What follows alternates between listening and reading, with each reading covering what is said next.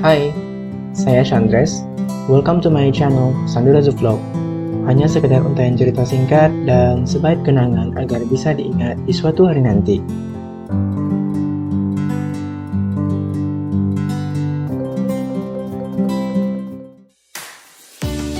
Assalamualaikum sobat semua, di episode kali ini, saya akan melanjutkan kisah petualangan kami di kawasan Danau Maninjau, Kabupaten Agam, Sumatera Barat.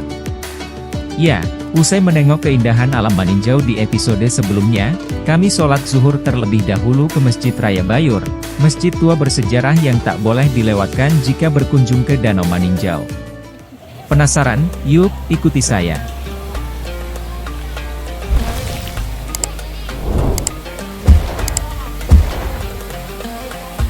Nah, ini dia, Masjid Raya Bayur, yang seringkali saya kunjungi jika lewat di tepian Danau Maninjau. Masjid ini berlokasi di Nagari Bayur, Kecamatan Tanjung Raya, tidak jauh dari Kelok 44. Masjid Raya Bayur merupakan masjid tua yang dibangun di awal abad ke-20.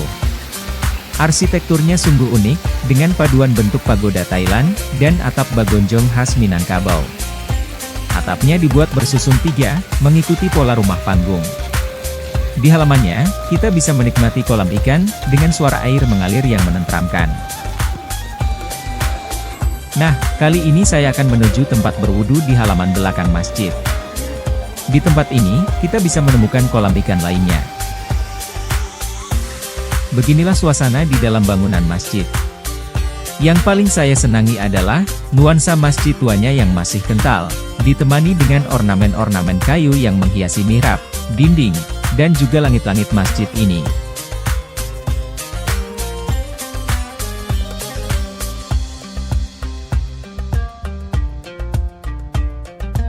Masjid Raya Bayur hari ini tentunya telah banyak mengalami renovasi. Dulunya, Masjid Raya ini didirikan sekitar tahun 1905, atas prakarsa Syekh Muhammad Salim Al-Halidi Bayur, bersama sejumlah tokoh masyarakat setempat. Syekh Salim adalah seorang ulama yang mendirikan Madrasah Tarbiyah Islamiyah Bayur. Syekh Salim wafat pada 1938, dan dimakamkan di depan masjid ini. Salah satu yang unik di masjid ini yaitu, kita bisa membeli makanan ikan yang diletakkan di depan pintu masjid, untuk duduk bersantai sambil memberi makan ikan-ikan gemuk yang ada di kolam sekeliling masjid ini. Asik bukan?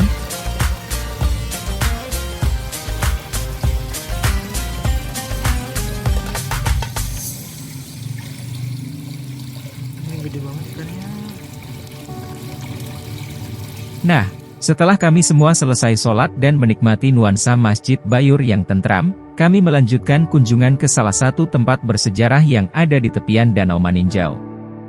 Tempat ini merupakan rumah kelahiran ulama besar Minangkabau pada masanya, sekaligus tokoh serta pahlawan bangsa Indonesia, yaitu Buya Hamka. Ini dia, rumah kelahiran Buya Hamka, yang kini telah berubah menjadi Museum Cagar Budaya.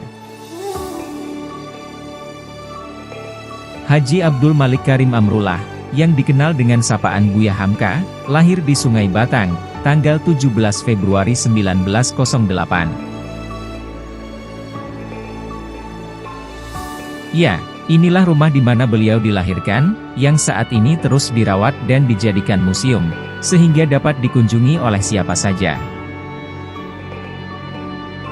Nama kecil beliau yaitu Abdul Malik, yang sejak usia muda, sudah dikenal sebagai seorang pengelana. Di usia 16 tahun, ia merantau ke Jawa, untuk menimba ilmu Islam, hingga jauh sampai berhaji ke Baitullah di usia 19 tahun, seorang diri, dengan biaya sendiri. Semangatnya untuk terus menimba ilmu seolah tidak lekang dimakan waktu, sampai ia mendalami banyak bidang ilmu pengetahuan secara otodidak, hingga melahirkan karya-karya fenomenal, terutama di bidang sastra, ilmu agama, sejarah, dan politik.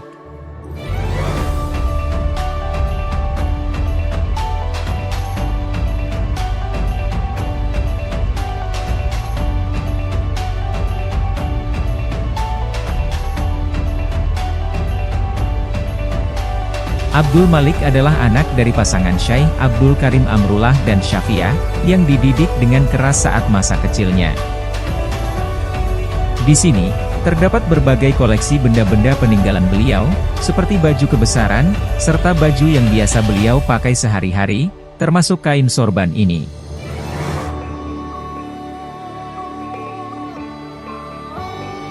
Kita bisa membayangkan bagaimana suasana ketika beliau lahir di kamar ini, hingga menjalani masa kecilnya sebelum kemudian menjadi terkenal.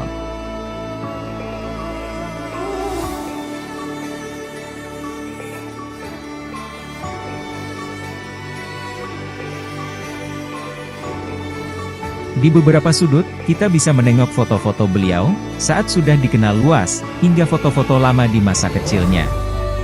Bagi saya, kalau ke sini, rasanya saya lagi bertamu dengan beliau.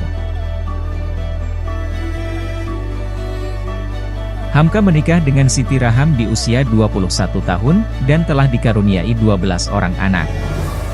Di museum ini, kita bisa melihat mesin tik lama beliau, koleksi tongkat dan baju kebesaran beliau, serta berbagai peninggalan tulisan-tulisan lama beliau yang ditulis tangan, diketik, maupun yang sudah terbit dan terus dikenang, dipelajari, dan dinikmati sampai hari ini. Tafsir Al-Azhar ini, merupakan karya beliau yang paling fenomenal, di samping puluhan karya-karya lainnya yang beliau hasilkan sepanjang perjalanan hidupnya.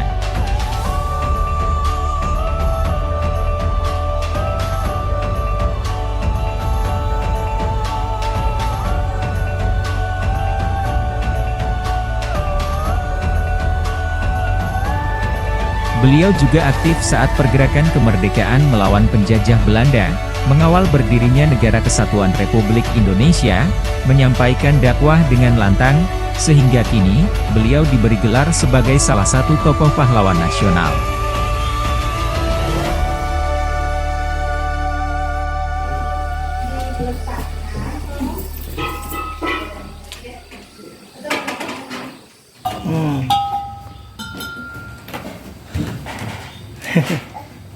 Coba tengok Raza minta lempong.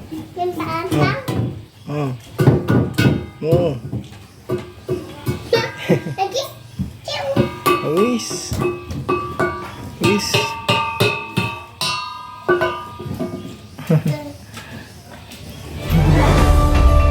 Yap, sekian dulu cerita di episode kali ini, sampai ketemu lagi di episode berikutnya dari Tepian Danau Maninjau.